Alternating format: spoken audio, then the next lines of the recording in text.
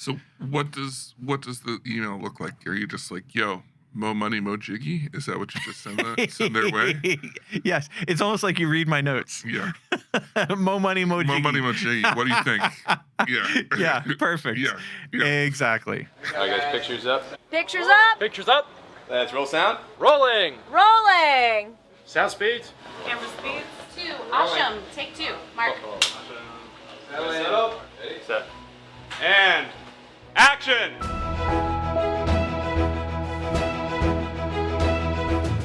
Welcome to the Penn Cinema Podcast, your behind-the-curtain connection for movie news and reviews. Now here are your hosts, Penn Ketchum and David Moulton. Welcome to the show. I'm David Moulton. And I'm Penn Ketchum. What's up? Penn. David, podcast mania is sweeping the nation. Wow. I can't help but assume that it's related to our work at the Penn Cinema Podcast. Well, we've only done 325. Right. And, Right. and I heard that when you hit 325, that's when it goes viral. That's the key to being an overnight success. Right. Yeah. Yeah. Big time. We're not viral, but podcasting. Yeah. Will go You know viral. what's crazy about our new show What's that? is you got to watch what you say now. Because we got these people that take the things you say and splice them up entirely out of context and release them as shorts. Yeah. Next thing you know, you're out there on the interwebs saying all kinds of bizarre things. Yeah. You could be like on YouTube, like minding your own business, looking for like a bike video or something. And then all of a sudden there you are Yeah. saying some ridiculousness About something crazy. about something crazy. And I never thought anybody would like, it's weird. It's Yeah. like, we got to watch what we say. Or It's like, remember when the show first started and we were freaked out because people were listening? yeah. It was a scary time. It was a And now wild time. people are seeing. Yeah, And they're constantly saying stuff about our outfits. right. And by that I mean I don't think anyone's commented about our outfits. Well, you're looking sharp today, I might add. I got a haircut. Oh, did you? Yeah. Okay. Just one. But it turned out okay. I like getting the dad jokes in early. Yeah. Get those right Nice. off the bat. No sleeping on the dad jokes, that's No, for sure. no, big time. So speaking of podcast mania, I want to give 2 shout outs. Ooh. First of all, a big shout out to Amy, who is just, her and her co-host Crystal are just killing it over at the Plant the Seed of Learning podcast. So if you're interested in early childhood development, this is the show for you, Right. I think. The last time I promoted her podcast, You say that in the way like you're not interested in early childhood. So you don't know. last time I gave her the podcast a shout out, I was corrected. Oh. I had like the wrong, summary. She could just write. She could send a video. She could write in, send a video in. No, I don't see that happening. But the other shout out is my incredible sister-in-law, Becky, who is a, no joke, viral TikTok influencer Whoa. in the especially in the dance moms community. Wow.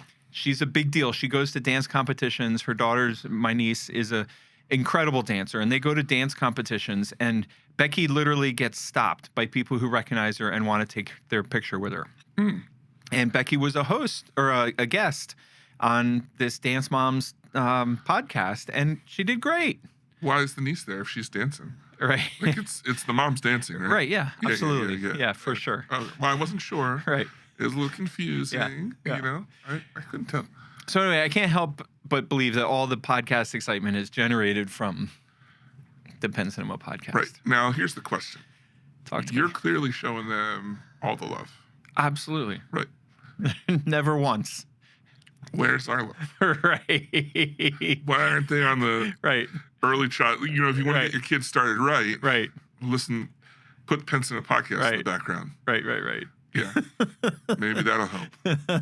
I'm just saying. There's a little You're bit. nothing if not helpful, David. That's right. Yeah. Yeah.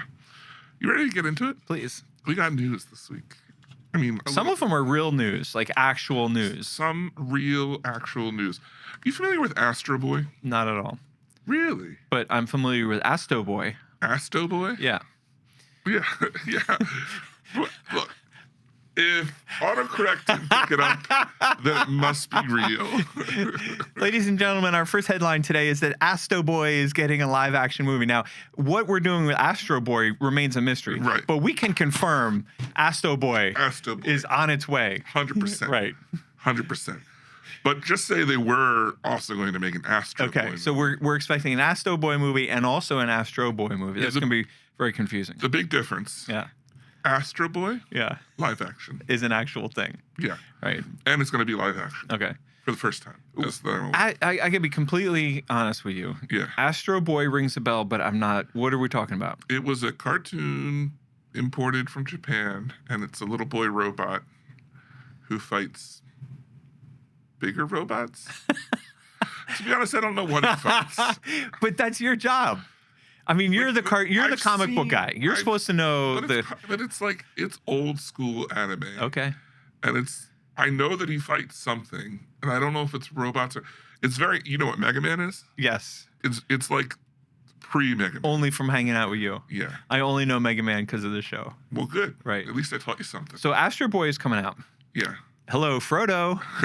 Hello, real cops? Yeah. Right. What's the deal? Yeah. She'll have to tell us, but it's live action, which, yeah. Oh, right. Yeah. Oh, that's right.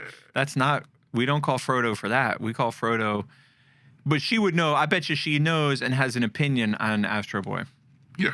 I'd love to hear what it is. I bet you would. Yeah, I would too, for sure. Was that like, I bet you would. That came out. Just came out sideways. I would also be.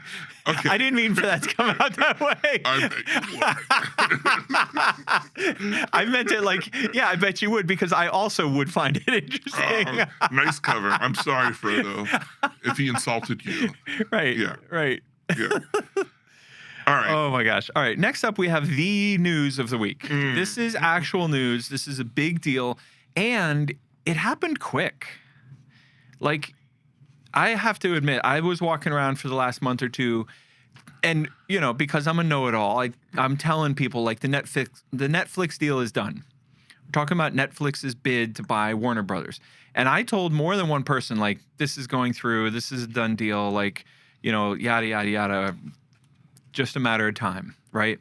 And then one day you pick up the paper, you put on your robe, you get your cup of coffee, you walk to the end of the sidewalk and pick up the morning paper, which is sitting on the grass, and the headline reads, Paramount is winning the war to buy Warner Brothers Discovery. Crazy. They upped Netflix was going to buy it for $88 billion. Paramount is now buying it for $111 billion. It's, from what I understand, it was one of those things where it was like Paramount or Netflix was like, you know what? If you want to take a look, we're going to release you to allow you to look at other. If it's that big of a deal, thinking they had it, and then Warner Brothers was like, well, actually, Paramount's offering us more, and Netflix was like, fine. Yeah. Netflix to me comes out of I don't know if this is good for Paramount, good for Warner Brothers, whatever, good for Netflix, but to me, Netflix comes out of this looking the coolest. Some of the quotes that Ted Sarandos made in covering this, in commenting on this thing, he said, this is the president of Netflix, said, purchasing Warner Brothers was a nice to have, not a have to have. Right. Can you imagine how big your budget is when you're talking about an $83 billion purchase as something that's nice to have? You know, I think it would have come with a lot of heartache. Big time. It wouldn't have been an easy $83 million. Right. You know what I mean? Like, Oh, yeah, there's, totally. There's a lot of yeah. Well, you've done it before, Right, yeah. yeah. But Who hasn't? Who among us hasn't? that's true. That's true. Right. I mean, last week. No, You're all I don't want to get into. you're all the time telling me the $83 billion deals that are nice to have. We got this new board. Right, come on, $83 million big right there. shot. It's no big deal. Yeah. Yeah. I think that they might have gotten a little tired of just all the commotion around it. You know what I mean? Because of the release, the people were complaining like, oh, it'll never get released in theaters. Yes. This is going to kill theaters, but you know, that kind of stuff. And Well, Ted Sarandos went on to say, first he said it's a nice to have, and then he went on to say, we're happy to step aside and let someone else overpay for this purchase. That's a pretty badass, like, like good for you. Yeah. Like, and then after he said that and the deal was announced and went through, Netflix's stock jumped up 10%. So like all the shareholders were basically like, yeah, let's not overpay. And as soon as they walked away from the deal. Next up in the news, we have a potential plot or production schedule for The Matrix 5? ? Did you know, David, that The Matrix 5 is in the universe? No, I thought The Matrix was dead. Yeah. And I was hoping it was dead. Yeah. And I'd like it to be dead. Yeah. Well, we don't know anything about the details. For example, we don't even know if Keanu Reeves or Carrie Ann Moss is going to be in it or anything. But the main writer, Drew Goddard, did come out this week and confirm that he is holed up in a cave working on writing Matrix 5. What say you? I say sometimes you shouldn't pick up the dead animal on the side of the road. And you should just let it go. Just let it go. Yeah. Yeah, I don't disagree. I'm a huge fan. I know you are too. We love The Matrix, but It's not a series that got better as it went. right. And I think that's a generous assessment. Yeah. But let me ask you this. And I know podcast@penncinema.com. New email. This week, third show, we decided the first two shows were great, but we decided that what we could do to continue to improve is the new email address, which we think is going to be really easy to remember. Podcast@penncinema.com. That's smart. Write us in and tell me what you think about this. I know what people are going to say. They're going to be anti. Okay? But I'm open-minded to it. What would you say about a Matrix reboot? Not reboot. Remake. Like do The Matrix, but do it over. Different cast, same story, better effects. I don't think it works. It does not work. I think it was magic in a bottle. It was. You know? Lightning in a bottle. Yeah. I mean, but magic in a bottle Yeah, too. sure. Yeah. Yeah. But I mean, I don't think it works. Yeah. Because it was so different, and I think that's what, like, nothing was like that. Yeah. It just videography wise, cinematography wise, like it was so, in the marketing, they could never get away with that kind of marketing again, where it was, like we talked before in a previous episode, 1 or 2 ago, about how the trailers, to protect themselves, have to like spell everything out for you. So Yeah. you're not expecting something Right. that's not there Right. for legal reasons. Right. But I don't know if you remember, the original Matrix marketing was just, what is the Matrix? Yeah. And you didn't know what the movie was going to be about at all. Yeah. Or anything. Yeah. And that was so enticing. Yeah, I just don't think they could do it again. Yeah. I would agree. All right, let's move on to the next one, and that's Sony is planning to reboot Spum. That's the Sony Pictures universe of Marvel movies. Thank you. I was wondering. Yeah, so they Sony Pictures universe of Marvel movies. Right. That's an odd. Okay. right. Exhibit A over there, right? No, Oh, right. that's part of the MCU. That's the MCU. Even though it's a Marvel movie from Sony, but not We're talking Venom. Venom. We're talking Madam Web, You love Venom. Morbius, all these really bad ones. All the bad Marvel movies. All the bad. They aren't. No, that's the thing. Those aren't Marvel movies. Those are Sony movies. Right. That are, Sony wants them to be part of Marvel so much, but then if you watch them, they never like say Spider-Man's name, or they always allude to things, other than the one time where the Vulture showed up in Morbius. But even then, they didn't say who he, like, you know, it wasn't like a direct connection. Yeah. This is absolutely fascinating to me because it's unbelievable how consistently Marvel movies are better than the Marvel movies that come out of Sony. And I love Sony. Sony has, some great product. I love working with them. We're big fans, you and I both. Yeah. But they're just the stuff that comes out of the superhero movies that come out of Sony are never as good as the Marvel movies. Yeah. Why is that? Because they don't come from the same team. They got no magic in the bottle. Yeah, they got no magic in the bottle. The lighting's everywhere. Right. Lightning's all over the place. They didn't capture it. Right. Right. Yeah. That's exactly, they've got Kevin Feige and his team over there. Yeah. Who I'm going to say they don't always do the best job, but it's consistent. Yeah. Like, everything's connected. Sony doesn't have that. What do we have this year? We have Doomsday on December 18th. Spider-Man in like June or July. And Spider-Man on July 31st. Yeah. That's sweet. Yeah. Do you remember a couple years ago we reported that Marvel came out and said we're going to make less movies? Yeah. I think that's playing out well for us. I think that's playing out well for everybody because I think people were getting I think it was a real thing. I think Marvel fatigue was a real thing. Yeah. And they put out Wonder Man, which was quite good on Disney Plus. Okay. Yeah. All right, so moving on. This is something it's small. Yeah. I knew you would wanna it's just like you to want to report on this. You're like, I only want to talk about news that directly affects me. Yes. But correct. It doesn't. True. Pat. Well, it does. Everything does. Directly affects you? Yes. Oh. Because the entire world is only what I perceive. That's true. Once I walk out of this room, you no can't longer see me. I exist. no longer exist. Right. Yeah. It's like when I was a baby, I didn't have that permanence. That I think it's a developmental milestone where like that's why peekaboo is so funny to babies because when they hide their eyes, then you're not there anymore. Right. Object permanence, that's what it's called. Yeah. And so like I think I never really developed that because like as soon as you leave, you're not exist. Don't right. exist. Right. That's the truth. Some people would say the whole thing is just our own dream. Wow. Yeah.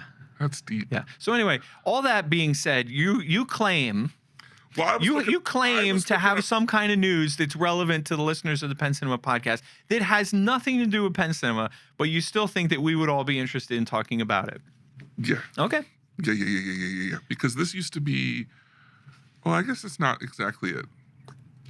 Because AMC didn't produce the movie. What, Taylor Swift? No, the movie that's theater specific. Because wasn't that a thing that recently got lifted? The Paramount decree said that studios couldn't make movies movie theater companies couldn't make movies for their own movie theaters. Right, yeah. That was the Paramount decree that was a Supreme Court ruling, I don't know when, a long time ago before we were ever in business. And then that actually sunsetted, which means the ruling expired. So the Paramount decree sunsetted last year sometime, and everybody was all aflutter about it. And here we are seeing the beginning of a new world. Well, I don't know how much AMC had to do with. All right, let's bring our listeners in on what story you're talking about. So there's a movie called Newborn. Did you watch the trailer? I did. Looks bad. I don't have an opinion on what my friends at AMC are doing. I'm sure it's going to be terrific. The movie itself does not look great. Okay. Right? Says you. Says me. Right. 325 episode critic of movies. That, I think, is a underestimation. I think you've been criticizing movies way longer than 325 episodes. Hard to say. 325 feels like a milestone. Yeah. That's a good round number. That's a lot of episodes. That is a heckin' lot of episodes. Yeah, a heckin' a lot. Yeah. Yeah. So anyway, there's this movie. It was made for. It was originally planned to be made for all theaters. It started pre-COVID, then filmed through COVID, and then just wound up sort of died on the shelf. Yeah, people are like, "Is this movie ever going to come out? Whatever happened?" Because I don't want to alarm you, but COVID was. Isn't it amazing how fast time flies? COVID was a full 6 years ago. That's crazy. That's crazy. Yeah. Okay. Go ahead. Yeah. So anyway, AMC decided to be like, all right, look, we'll put this movie out, but only at AMC theaters. Right. So I'm not saying it's going to have. There's going to be an audience in like New York and LA and maybe like Georgia or something, like the film places. Here's the thing. I don't know. Do you want my opinion on it as a theater owner? Yeah. Okay. This doesn't bother me. You would think it would. You would think that I should be upset about this. And I don't know, maybe my friends in exhibition are going to be upset about it. But if I was friends with somebody who made a okay movie And they were like, hey, how about you play it at your location? I have a friend in Maine who makes kids movies. And if I had the chance to distribute his movies in my 3 theaters, I would do it. And so what?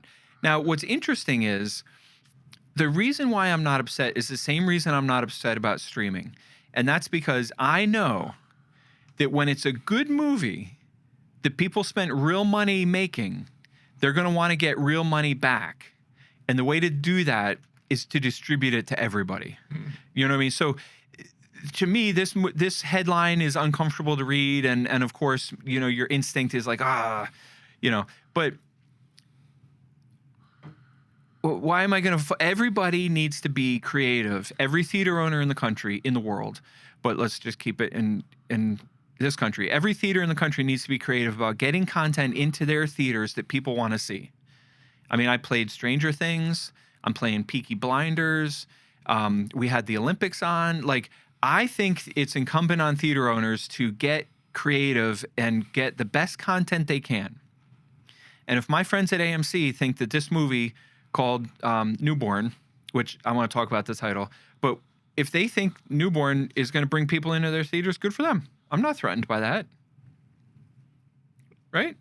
Sure. Which, by the way, I just want to say, Newborn is the main character's last name. Oh, is it? Yeah, so it's not based on, like, a baby. It's not a horror movie like It's Alive or Rosemary's Baby or any weird stuff like that. But it does deal with childhood drama. So. Okay, but fine. But the main character's last name is Newborn. There's no newborns in the baby in the movie, as far as I can tell. Well. So anyway, I think this is, like, fine. Now, I will say one more thing about this.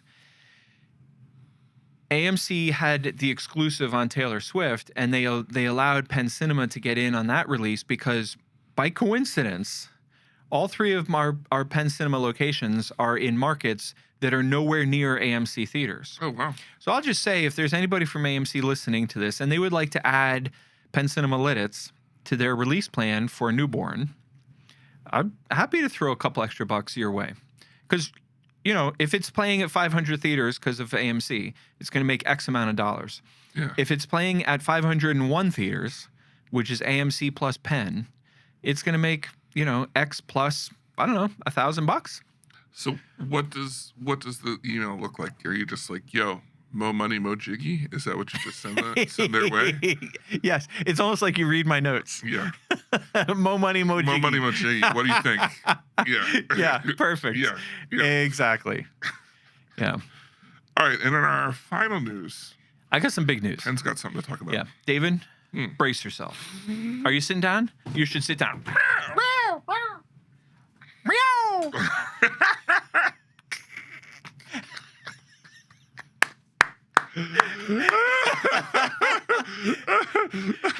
It's the cat. It's the cat. You thought we were joking. Yeah, that's the cat. There's the cat. Shout out to our incredible chef, our incredible kitchen manager, Mandy Odell. Mandy's out there killing it with our incredible menu and done wonders downstairs. Is she cooking cat or something? No. This is not that. What I'm saying is, so she came in the office like on Monday, and she had like her hands behind her back. She's like, I got something for it. She had like this grin, you know. And I'm like, what do you got? What's up right? with you? And she whips out this cat. She said she had listened to the show, and she searched online. She bought this cat just for us. Oh, that's so awesome. Thank you, Mandy. Yes. And she searched online to find just the exact. And I think what's wild about this cat is it's hideous and cute and adorable all at the same time. The face is squished down. It just cracks me up. And it's not like a piece of crap. Like, they have the real ears. Like, it's really like, oh my God. I love it. I love that cat so much. Yeah. So, but I do have news now that you're seated. Like, I think we need to put a call out. A call out to everyone. Podcast@pencinema.com. Our new email. Yeah. What's the name of the cat? Name the cat. Name the cat. Oh my God, I love it. That's genius. But I do have news. Okay. Now that you're seated. Yeah. Super Mario goes on sale March 9th. Something like that soon. It's Yeah. coming up. Let me rephrase that. I want to take out the question mark and put it on a period. Super Mario Galaxy movie goes on sale March 9th. Pretty exciting, right? Yeah. I mean, we're excited about this title, right? Yeah. I think it's gonna be fun. I mean, I fell asleep during the first one. I had an think it's gonna be idea. fun. I had an idea to kick it up a notch. Now I'm not making any official announcements, but I want to kick this idea around. I'm thinking about a legit 12:01 a.m. midnight release party. That's right. What's up? That's crazy. Wouldn't that be fun? Like everyone's always saying, like, "Oh, we don't do midnight release anymore." That's crazy. Wouldn't that be fun? That would be so much fun. I think it would be great. Is it it's a Wednesday into Thursday or Thursday No, into Friday? it's worse. It's a Tuesday and a Wednesday. Oh man. It's 12:01 a.m. on Wednesday, April Fool's Day. How are you gonna get better than a midnight release party? You know what would be the best would be like sell everyone all the tickets and then be closed with a sign on the door that said April Fools. April Fools. Or show the first one. Right. I think people would have a really good sense of humor about that. Oh, they'd be great about Right. that. Especially no refunds. Right, no April Fools, refunds. No refunds. Everybody knows there's no refunds on April Fool's Day. Right. Yeah. Why would there be? That's the best. That sounds awesome. I mean, right? I think it would be fun. I think it's the right movie. April Fool's Day adds an element of fun to it, you know, and I think, you know, you open up the doors at like 11:30 and you have like, you know, some games or some, you know, giveaways or something. Costume competition. Costume party, you know. This is a real easy one for people to dress up. Yeah. Okay. Overalls, red shirt, Yeah, blue yeah. green shirt, Done. pink dress. Now, the problem with costume All at the same time. competition is I got to be there for that. David, 12 o'clock, that's the middle of the night for me. I've already gone to bed and woken up once by the time midnight comes. The question is, are we there to host it? Right. Maybe. That's the- Maybe. I mean, it's a work, man. Maybe. People got things to do. Maybe. Maybe. Podcast at penncinema.com. Yeah. Name the cat Name the cat. and tell us what you think about. I'm not announcing that we're doing it because we might not do it. But I've been talking to some of the team around here, floating the idea, so to speak. And you're like, this is team with a capital U, guys. Right.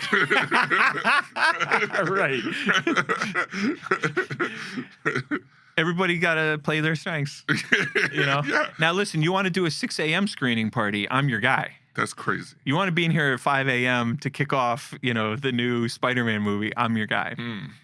Okay. I think this is a cool idea. I'm what Podcast you would call a morning person. I've never thought that. Ever. Yeah, so anyway, that's I think that's all the news that's fit to print.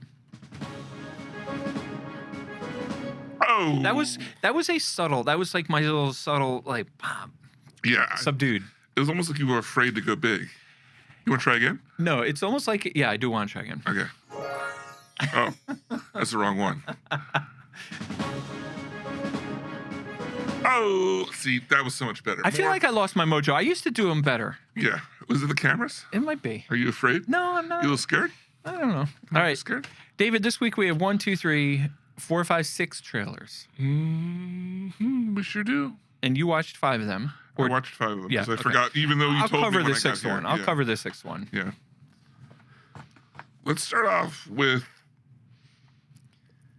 Oh man, I don't know if I think it's my trailer of the week. That figures. I think it is. The thing is, I don't. You know what? No, it's not my trailer. No, of the week. it can't be. This is my runner-up. Okay, good. It's Mortal Kombat 2. Yeah. This movie looks hella fun. It looks super corny. It doesn't look like what I would say Check. most people would call a good movie, but it'll be hella fun and super corny. Agreed. Yeah. And I agree with you. The trailer looked great. Yeah. It's very Johnny Cage focused, so we got a lot of Carl Urban being cool Carl Urban, Being cool, Carl Urban. and I'm all for it. Yep. And we got to see a lot of other characters. Yep. And he's like, I don't want to hit a girl. And she's like, don't worry, you won't. Right. And then she beats the crap out of him. That was dope. And I'm all for it. Yeah. I think this looks like a fun view. Yeah. Yeah. I couldn't agree more, except for the part about maybe being your trailer of the week. Next up, we have Faces of Death. This horror movie opens on April 10th.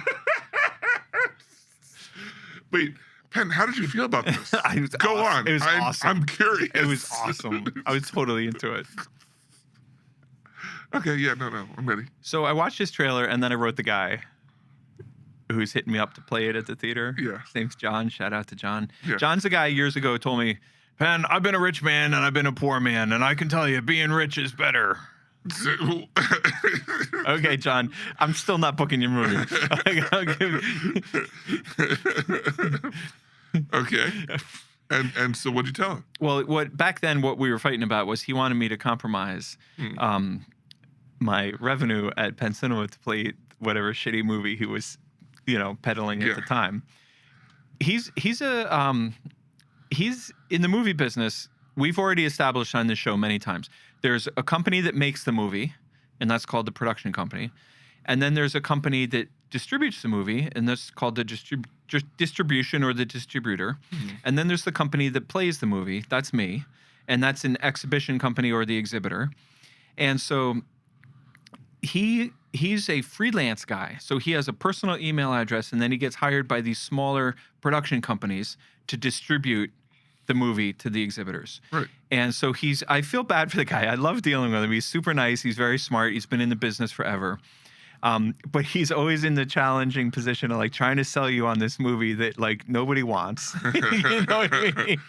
And so years ago he had this movie that he wanted to play at Penn Cinema, and I was telling him no, because nobody's going to come see it, and I don't want to play it. And he tried to give me some kind of lecture about how like I shouldn't just cave to Disney all the time. And I was like, but that's what people want to see. Like they want to come see a Disney movie. They don't want to see this movie that nobody's ever heard of. Right.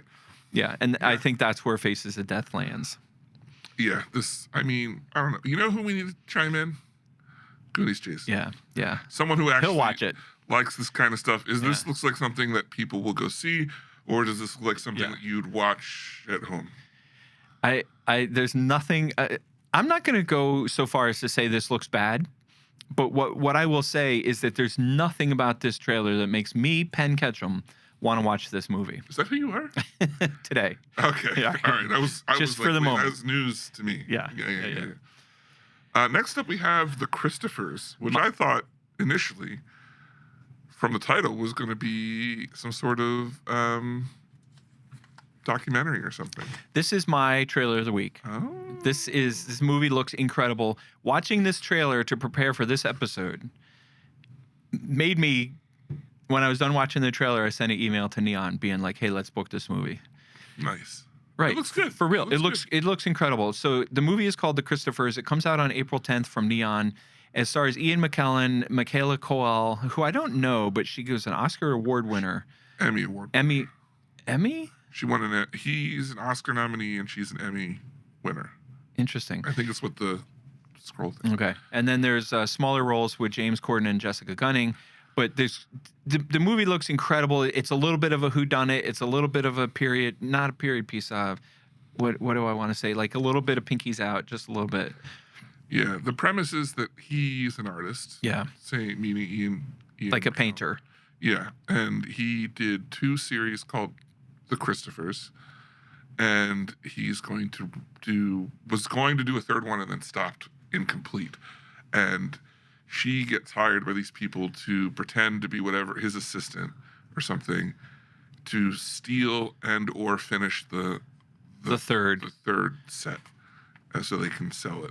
Right.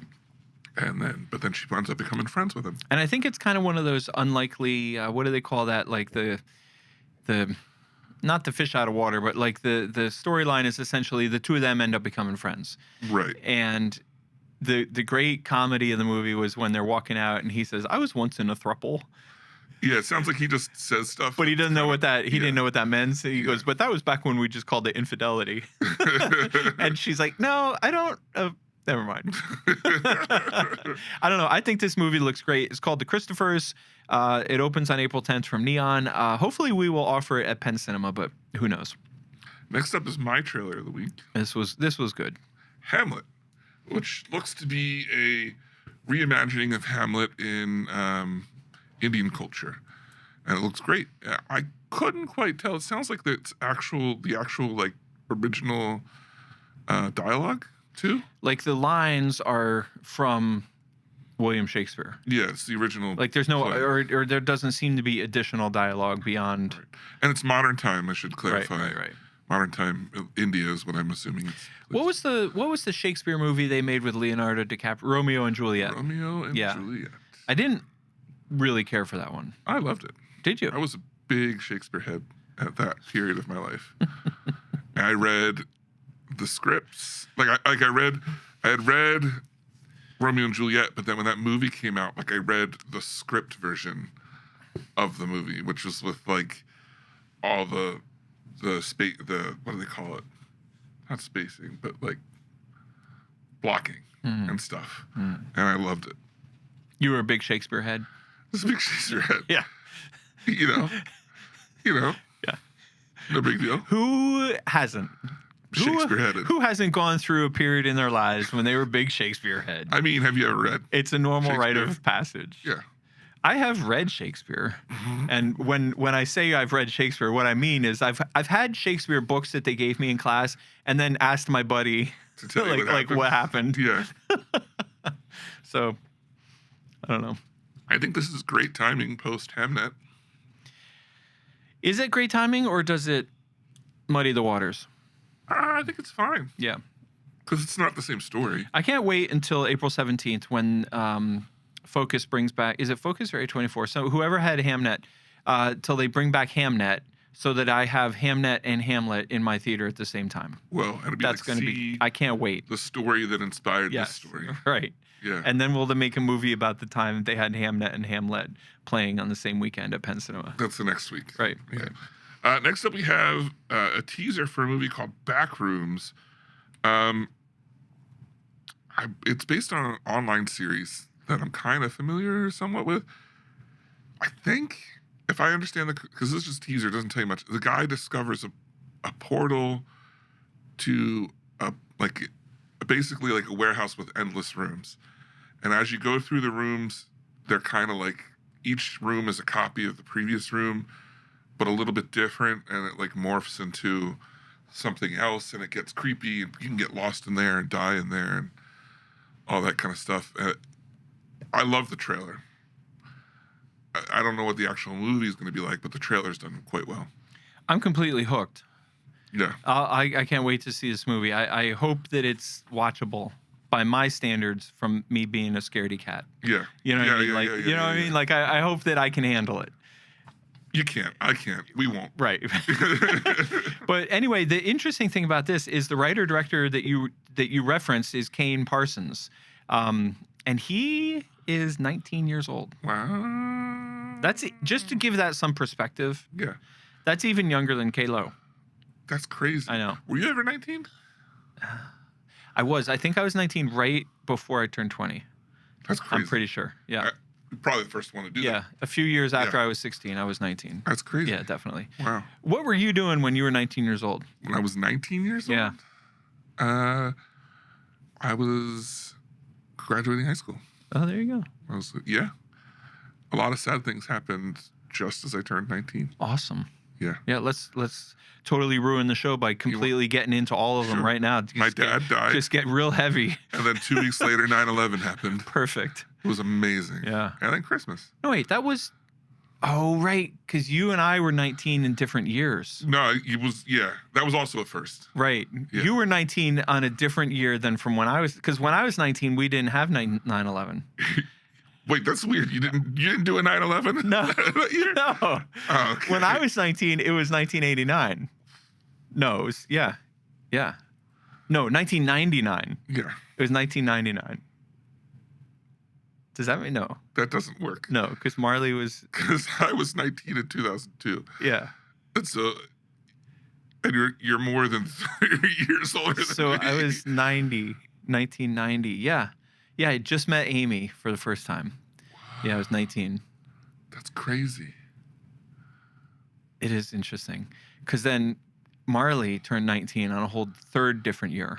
So we have 1 year of you turning 19, another year of me turning 19, and an entirely separate and different year of Marley turning 19. Kayla never did it though, No, right? she skipped right over that shit. It. Yeah, that Yeah. makes sense. All right, last but not least. Oh, so anyway, this movie Backrooms is directed by this guy Kane Parsons, who's only 19, and seems like he's pretty incredible. And the most interesting thing about this trailer is that this really interesting looking movie is being released on May 29th. A24 is taking this movie and releasing it on May 29th. What's weird about that? That's a big time weekend. I mean, that's the weekend after Memorial Day. You're leading up to the summer blockbusters. Like, that's a high profile week. So they must believe in it. That's what I'm saying. That's exactly what I'm saying. They're not slipping this in like April 10th, for an example. Right. Like the Christophers and Hamlet and Faces of Death. Right. All of which were there. I got one more trailer before you get jiggy with your sound effects over I there. don't know what you're talking about. It's never happened. Okay. The last trailer is called Mark by Sophia, which refers to Mark Jacobs, the fashion designer, and Sofia Coppola. And this is also from A24. This comes out on March 27th. This is a very small. I guess it's a documentary, but it seems to be. I guess it is a documentary, but it also sort of tells the story of Mark Jacobs, about Mark Jacobs. I don't know. This is not my type of movie. It's very pinkies out. Who's Mark Jacob? A fashion designer. Oh. Am I wrong? I don't know. I'm pretty sure I'm right. I don't know who he is. I know his name's Mark. I know his first name's Mark with a Is his C. last name Jacob? just going out there. Right. Fashion designer, friends with Sophia, and the two of them Sophia filmed this documentary. I don't know. It looked artsy as hell, but still could be good, if that makes sense. It comes out on March 27th. It's a very small movie. It's not going to play in every single theater in the world. And March 27th? Yeah. That's 2 days before the other movie that was supposed to be one of the biggest days of the world. Negative. The other movie was May 29th. Yeah, they both start with M's. Yeah. So March 27th, Mark by Sophia. It's going to play at Penn Cinema in Lidditz. If you're into this type of movie. Well, anyway, I would say watch the trailer, because the other thing about it is that the trailer was really interesting. Incredibly colorful, very bold, very artistically done, really cool little trailer for this movie called Mark by Sophia. And that's our trailers this week. Penn has the actual trailer of the week, The Christophers, and David has the wannabe trailer of the week, Hamlet.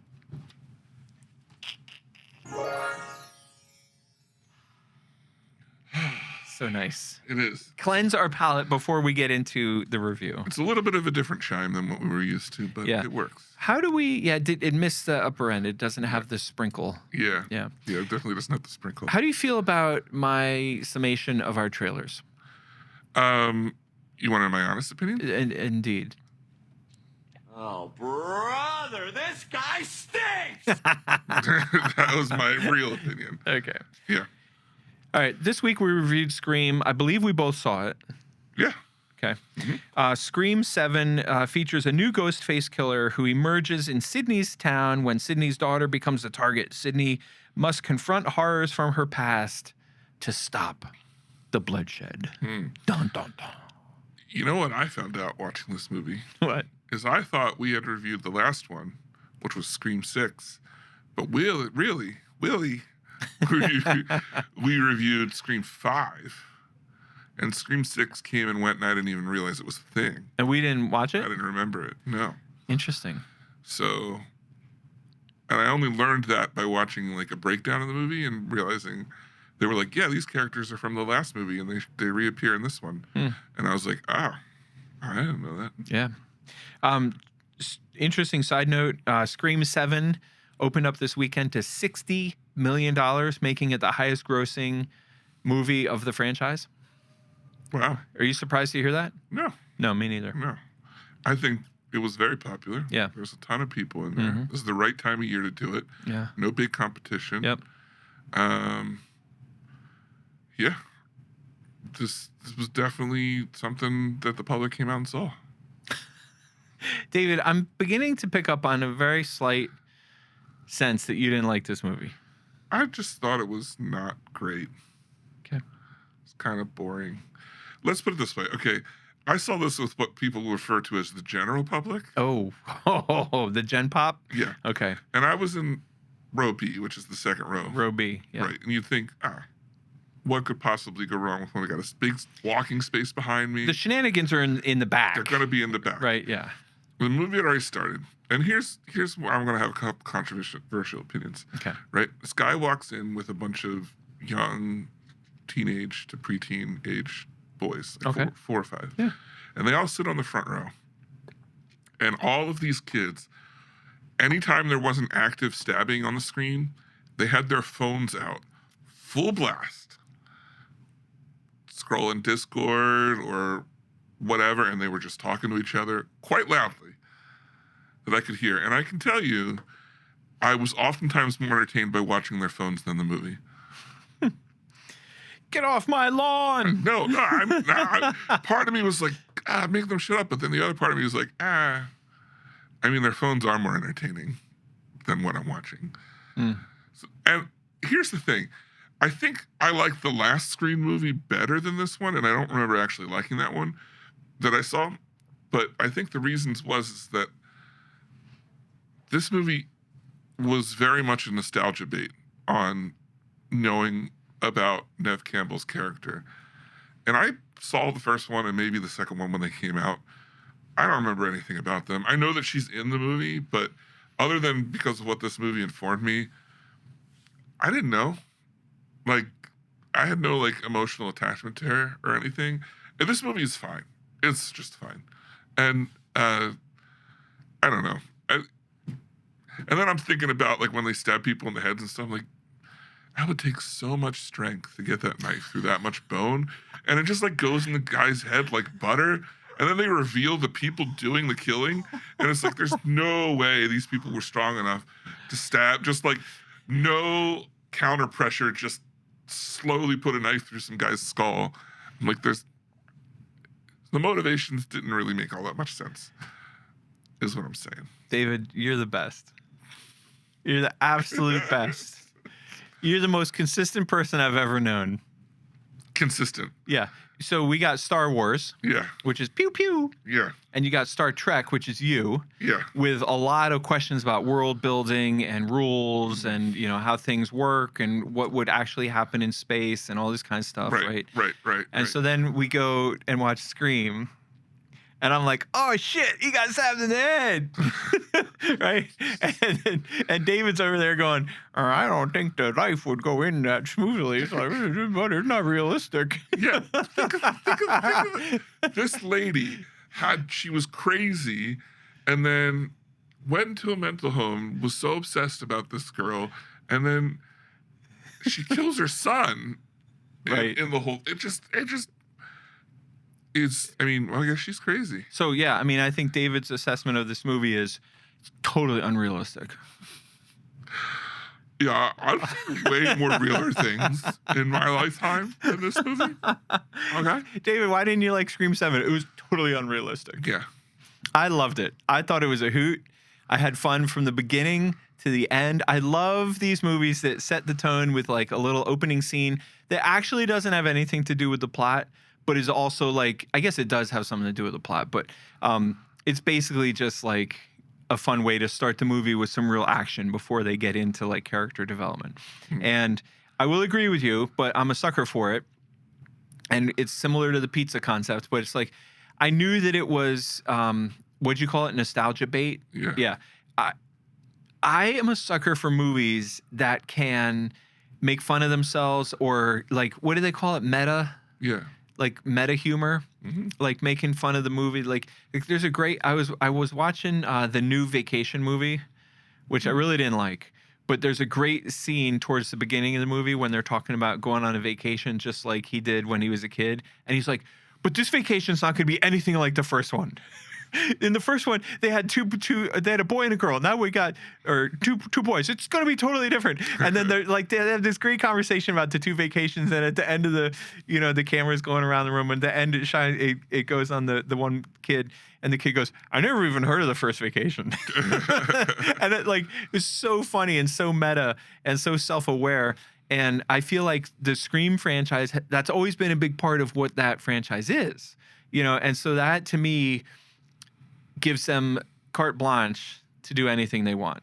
And that to me makes the whole thing like, it doesn't matter how unrealistic it is. It's just campy fun. I loved it. I thought it was great. And the other thing I loved about this movie, it is exactly what you think it's going to be. Yeah, it is exactly what you think. Right? Yeah. I mean, to me, that counts for a lot because we've talked on this show before how much I dislike when you go in for one thing and get something else. Yeah. I fully agree. If you like the Scream movies, you will at least enjoy this movie. I didn't hate it. I didn't think it's horrible or anything like that. I am going to give it worst movie I've ever seen. Well, I'm giving it the best movie I've ever seen. Best movie of all time. Yeah. The Boat. The Boat? Yep. You want to pick up your phone? The B-Moat. You think you might have a phone call coming in? What is that? You can pick up your phone. Oh. Hello? Hey Dad, it's Ghostface. You're wrong, the movie was bad. We should have never put you in charge of the sound. No, this shouldn't have. There's too many options. That's what you call a fundamental mistake. Yeah. Yeah, we should have never done that. His mistakes were made by me. Yeah. All right. Well, the movie was Scream 7. $60 million says it was a pretty good movie. I'm giving it best movie of all time. Worst movie I've ever seen. Yeah. What are we doing next week, Penn? Well, next week we have 3 big uns. 3 big uns. 3 big uns to choose from. Yeah. You have A, The Bride, Mm-hmm. which you forgot the exclamation point. There's an exclamation point in the title. Oh, wow.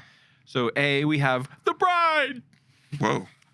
B, we have Hoppers, which looks like a great Family film. family kids movie. Mm-hmm. And C, we have my movie of the year, Peaky Blinders. It's not really my movie of the year. My movie of the year is like The Odyssey, really. Yeah. I mean, how psyched are we for The Odyssey? Pretty psyched. Yeah, can't Pretty wait. psyched. You know, I'm going to vote for The Bride. Okay. Because, it's great. okay. I want to put this out there. Okay. I'm going to be the hero that we need. Ugh. And I'm going to say. Not the hero we want. No. Right. Okay, Batman. Go I don't for think Peaky Blinders has wide audience appeal.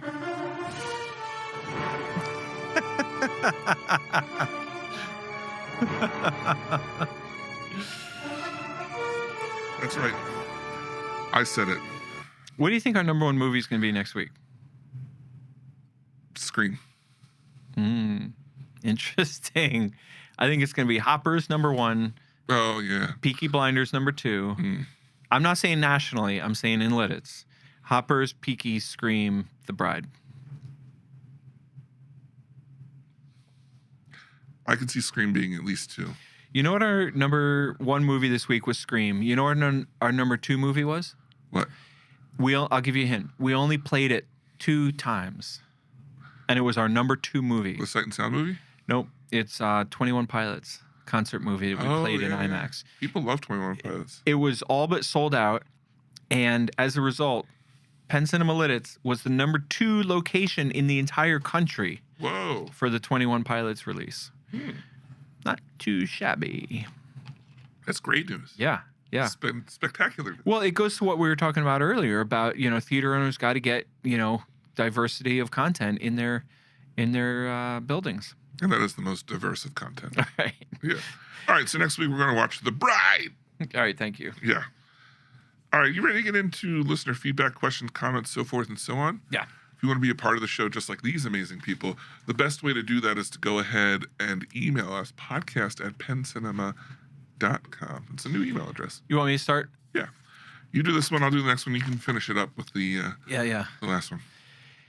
The first one in is one of my all-time favorites. He doesn't write in a ton, and I think he wrote in a couple weeks ago, and we forgot it, right? Yes. Yeah. So I have a follow-up Okay. of what happened after All right. this. Yeah. So the Abacus. Yeah. One of our most faithful and loyal listeners from literally episode 1. Yeah. This poor bastard has listened to every single one of our shows. Yeah. And probably has an Excel document to prove it. Yes. No, not probably. He does have an Excel document to prove He it. does. We love this guy. Yeah. We count on him as our number 1 fact checker. And we think he likes the show more than we do. Yeah. Which is scary. Right. Scary. I mean, someday they'll have psychiatric help built specifically around this issue. Right. God bless him. All right. So the Abacus writes in, and he has some story and some follow-up business questions for me. The first question. When my son and I went to see Zootopia a few months ago, we went to a 9 a.m. screening. It was nice to get out before lunchtime, although we weren't hungry for our lunch on account of the large popcorn we bought. I don't recall showings that early when I was a kid. Maybe I just wasn't paying attention. If it is new or unusual, how do your employees feel about starting that early? And does it create any scheduling difficulties? Well, let me tell you, they're none too happy about it. The team does not love to be here at 9 a.m. because for a 9 a.m. show, the boss man has to be in at 7:30 at the earliest or at the latest. Yeah. They usually come in closer to 7. And the kids have to be in here at like for a 9 a.m. show that some of the kids start at 8. You know, some of the kids start at 8:30. And for the majority of our teenage team, that's way too early. Way too early. So Yeah. it's pretty funny when I come in on a Saturday morning and they're, you know, it's like I come in at like 8:45 or 8:30 and they're all like getting ready and like it's so quiet. Yeah. You know, like you come in for a regular shift and everyone's chit-chatting and talking and you come in the morning and they're all miserable. But you know, it works out because then they don't have to work that night and they're young and they can get by on a short sleep and They'll take a nap in the afternoon. yeah, they'll take a nap in or the not. afternoon. Monster. It's fun to joke around about it, but there's advantages to getting your shift done early, you know, sure. and being done. Yeah. So it does not create any scheduling difficulties. The other thing I would say is it is highly unusual. So if he came in for a 9 a.m. Zootopia, there's 2 occasions where we would be open that early. The first would be if we have a major special event that kicks off at 9, then I would also have like public shows at 9:30 or 9:15. You know what I mean? Like if we have to, if the manager has to be here, I might as well have all the screens running. Right. You know, so that would be the one. And the other one would be, and this will be the case for Mario, is like if it's a really big kids movie, it's Saturday, I might start at 9 or 9:30 or something like that, just because the demand is there. You know, if you can get 12 showtimes instead of 10, then Yeah. you'll sell that many more tickets. Right. Abacus goes on to say, speaking of popcorn, David, you may remember when he saw Zootopia, he said he ate a large popcorn. He did. That's- They weren't hungry for lunch. That reference is what you would call foreshadowing. Interesting. Yeah, Interesting. keep that in mind. Speaking More of a 5 shadow guy. That's a good one.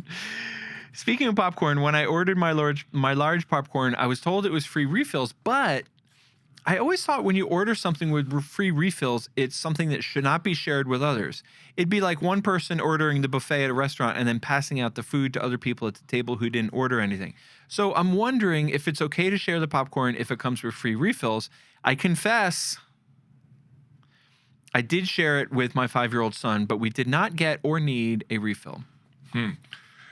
Now, is that good parenting? Because this son wasn't hungry enough for his Yeah, incredibly nutritious and dietary regulated lunch. right. Because he ate so much popcorn. Right. He ate so much popcorn that when they Yeah. drove through McDonald's, he could only have like 2 or 3 Whoppers. Yeah. That's unacceptable. Right. That's just poor parenting right there. Which brings me back. I forgot to say about the scream. It should be okay to approach a parent and be like, "Your kids are out of control." I think if a parent is sitting in Scream 7 with their 4 teenage boys, They don't care. they got their own problems. Yeah. No, I wasn't. No parent would be fine with that happening. I was just like, I should be able to say something. And I was like, how in the world would that ever work out in my favor? You should never approach another customer. Oh, yeah, I don't have any reason. But what you should do, if you're ever in a theater and there's somebody is getting in the way of you enjoying your movie, and you wonder what you should do is go out to the lobby and ask for a manager and tell a manager, hey, there's some people in Theater 5 that are pissing me off. Well, that's some good information. Yeah. So, Okay, so anyway, Abacus wants to know. So here at Penn Cinema, we do have a very liberal refill policy. So as a matter of fact, not only is it okay to share your popcorn with your kids, but if you ask the kid behind the counter for some sharing cups, we will give you some cups so that you can scoop yourself a little cup of popcorn, pass it down the road to that kid, pass the road to that kid. Now, every once in a blue moon, there'll be somebody who takes it too far. And then that's just a loss for us. We just sort of roll our eyes because some people are stupid, right. you know. But Yeah. but on the normal day-to-day people, yeah, if you want to share your large popcorn, that's fine. I get the buffet analogy, but that's the economics of a buffet are totally different than a large popcorn. Right. He sent me a message last week. Oh boy. He said, David, why didn't you answer my question on the podcast? Getting too close to the inner workings of a theater? Is Penn afraid of I'm going to start up a competing joint nearby? And I said, yes. He's threatened by you specifically. And now that we have video, he doesn't want you to see the fear in his eyes. I would fully support the Abacus opening a theater here. Competitive joint. Yeah, nearby. right across the street at the airport, on the runway. Right. Perfect. That close. Perfect. Yeah, I'd love to see it. Next Speaking of runways. Yeah, we have. Can you fly this plane and land it? Surely you can't be serious. I am serious. And don't call me Shirley. That's right. Nick Landis' plane already is here. He says, maybe you can clear up a rumor I heard. Wait, is it a major rumor? No, I think it's just regular rumor. It's a minor rumor. This is more like Rumor Williams. Lieutenant Major. Lieutenant. Yeah. Well, Sergeant Major General. Sergeant Major General. Yeah, The very model of a modern Major General. exactly. Yes, indeed. Have I ever told you this story? Please. Okay, tangent time. This is my long string of birthday stories that I have. Oh my God. I was 14. I believe I was 14, right? And there was a Star Trek convention in Philly. And boy almighty, Boy, oh boy. was I ever excited. And my mom said, hey, can't do anything on their birthday this weekend because we're going to Philly for your birthday. And what else could it be? It had to be. It had to be the Star Oh my God, please tell me you ended up at a flower And I show. was like, Mom, You were at an art museum. thanks so much for this. So good. Oh my God. And I I knew don't wanna in the hear heart this. of my heart that it couldn't be, 'cause especially when I had to dress up I don't want to hear this. for it. And I was like, still hoping that she was playing the long game because she wasn't really saying yes or no. Right, But, right. And I know in the background she tried. Right. She tried. She loves you. She tried to change the plans. Right. But at the time, I didn't. And we're on the way there, and we pull over, and she says, "Look, I gotta come clean." And we're not going to the Star Trek convention. Of course not. We're going to see Pirates of Penzance, the ballet. Oh my God.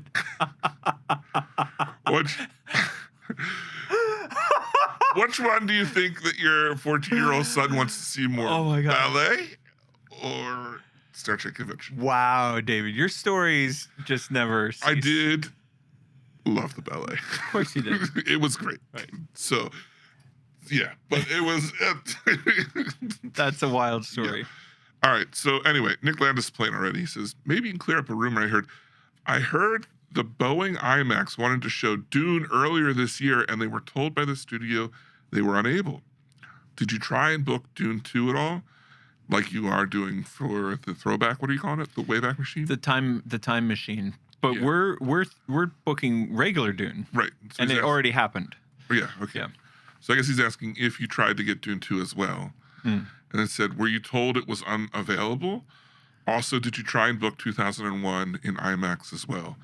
Or was that always planned as a standard release? Interesting. Very, very interesting questions. The thought never occurred to me to book 201 in IMAX. Mm-hmm.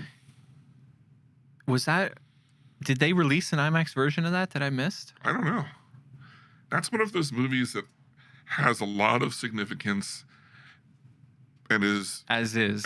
and was a great movie as is, but it's very long and Yeah. very hard to watch. So Nick, the thought never occurred to me to try to book 2001 in IMAX. So yes, that was always planned as a standard release. I did not try and book Dune 2 because we just didn't. We felt like Dune 1 was good enough.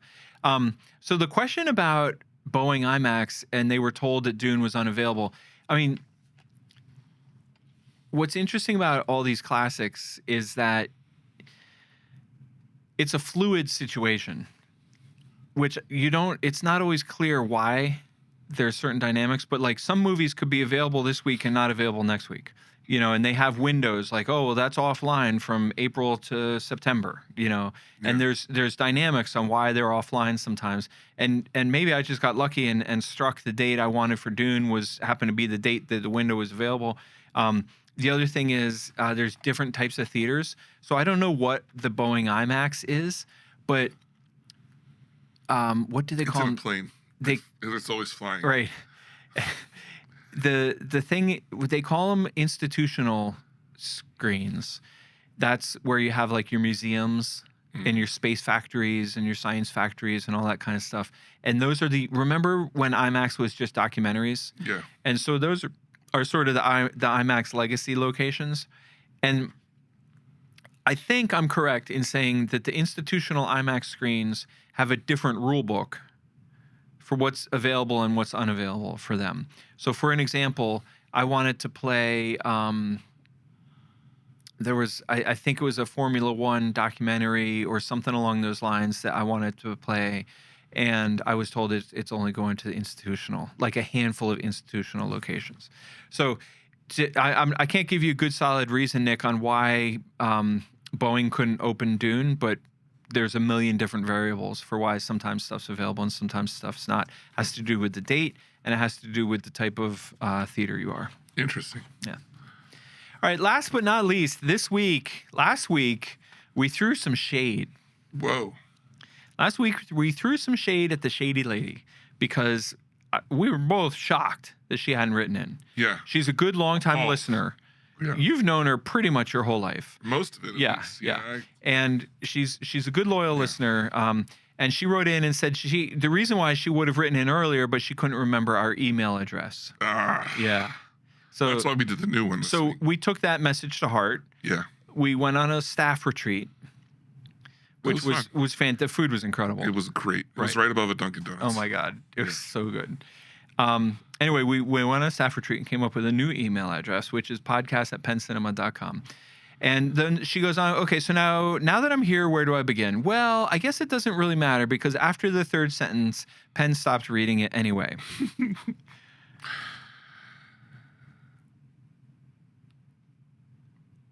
That's the show.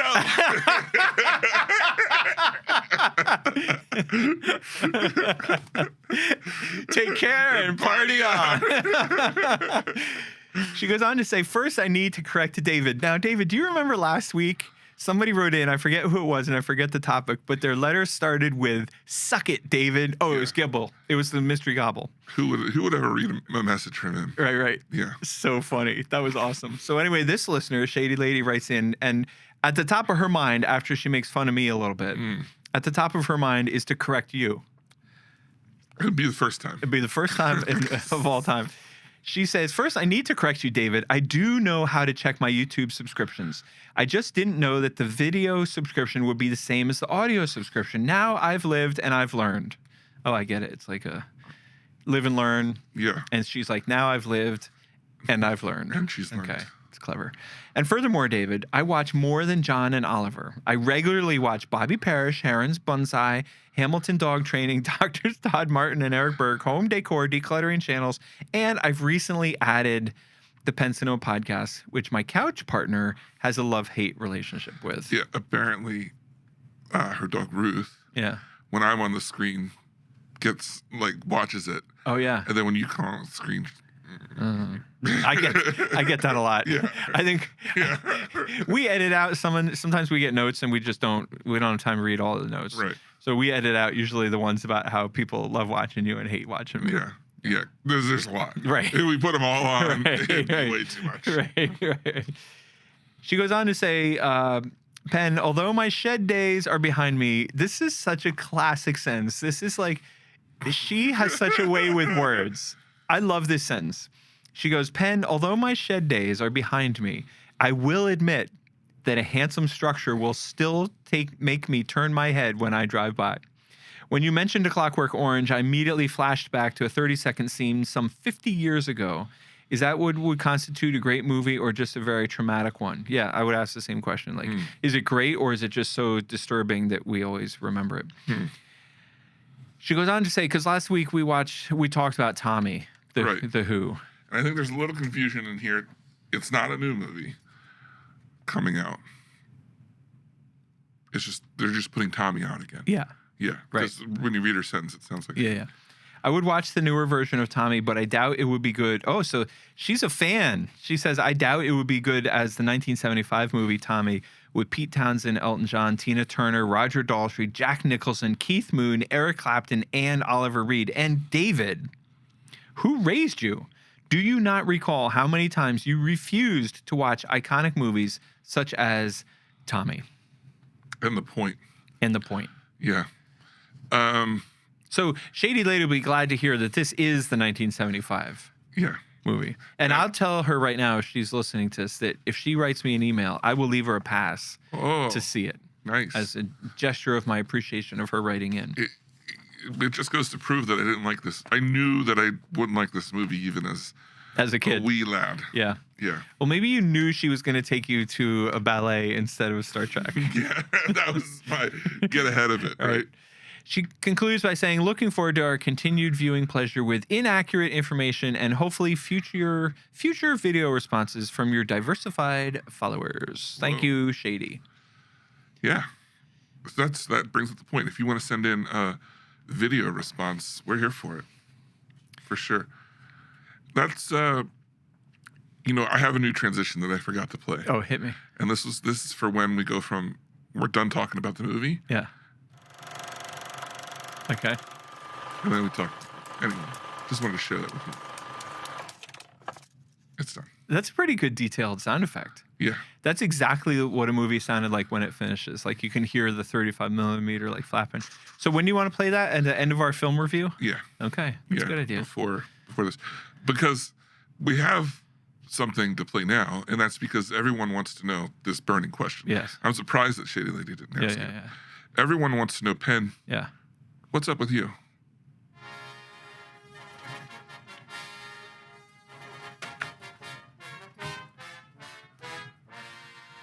Oh, but you didn't zip up the shirt. I didn't zip up the shirt because I was trying a new thing. Getting situated. I was getting situated. I should stick with that. You should. I mean, otherwise, I don't know if you're really professional. Yeah, you don't know what you're doing. Yeah. I'll tell you what's up with me.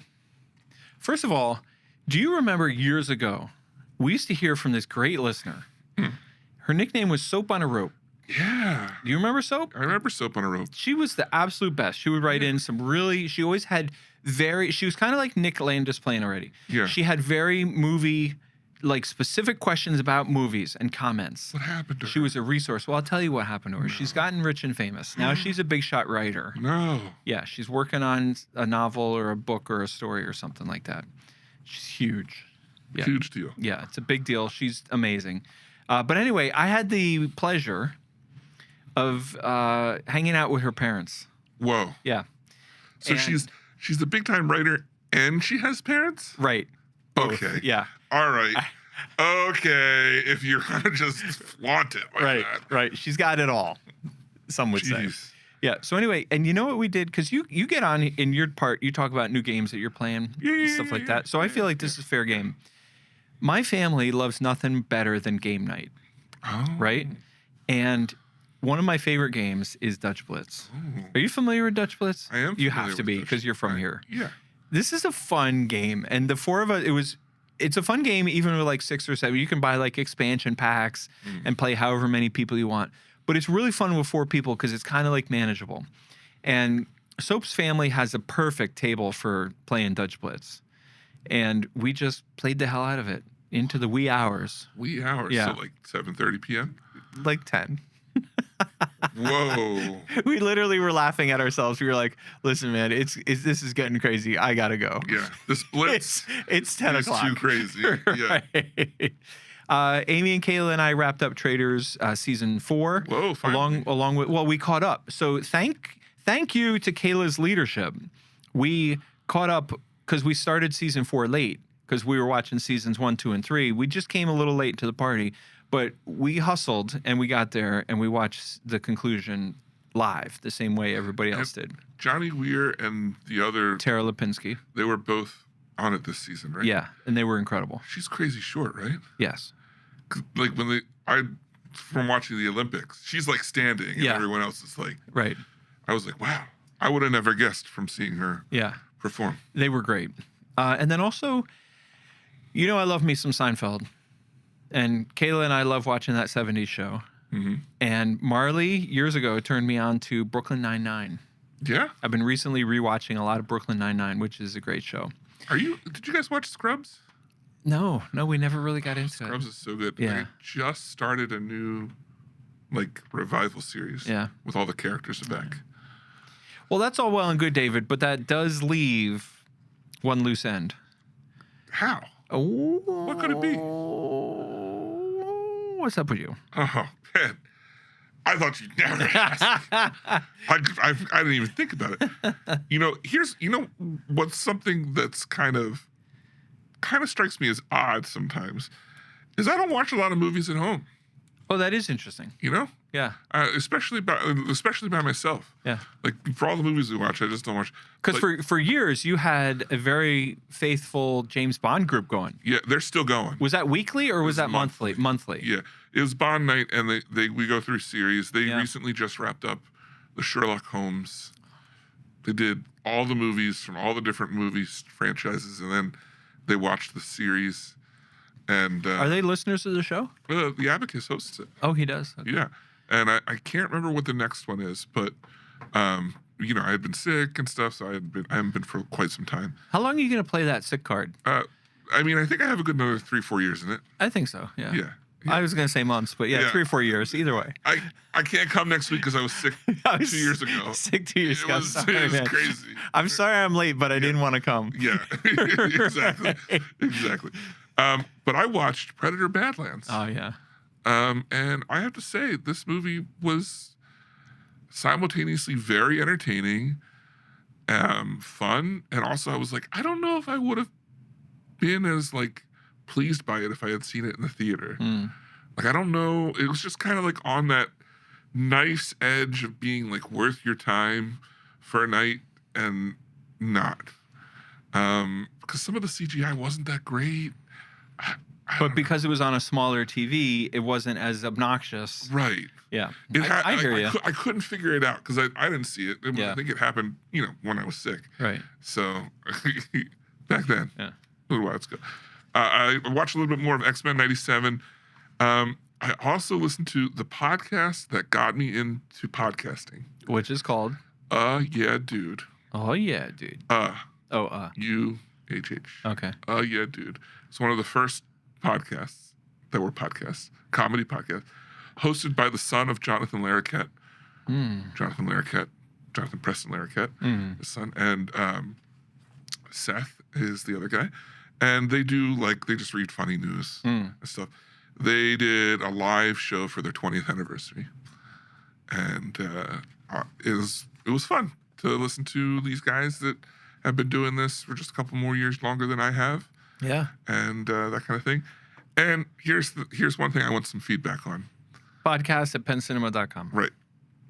I convinced Chris Hall Productions. Oh, he's the best. I said, you and me, we should have been into this thing. It came out at the right time, but we never were. And that was the Pokemans. We've never played any of the Pokemans.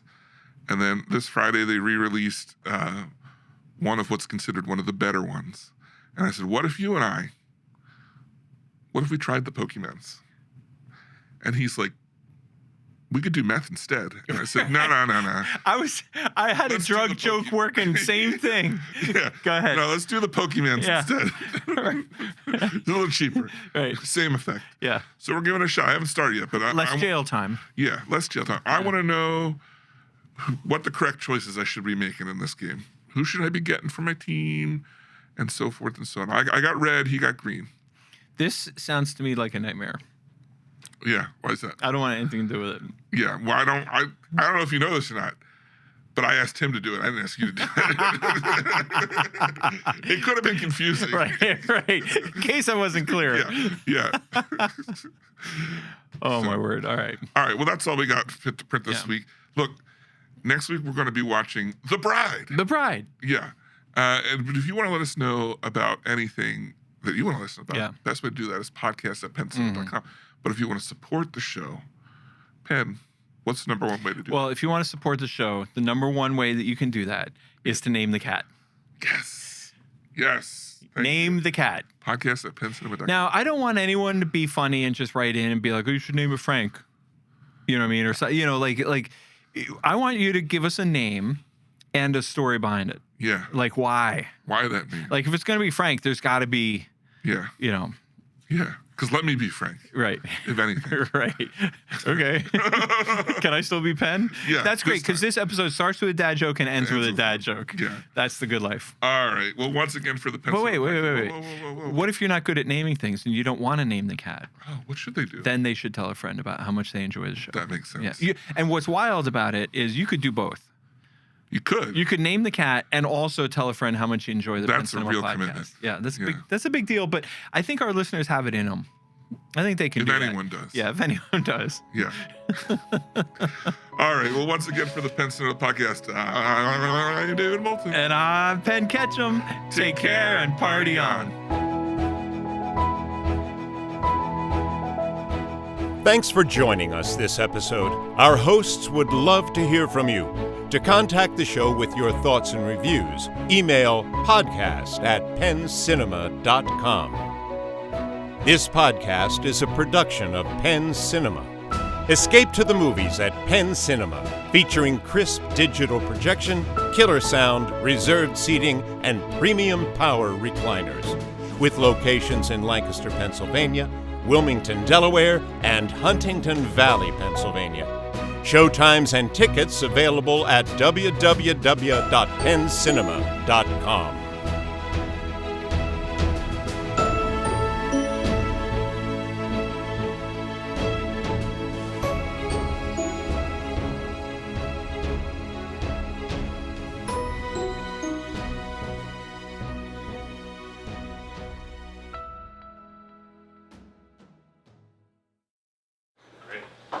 Nice.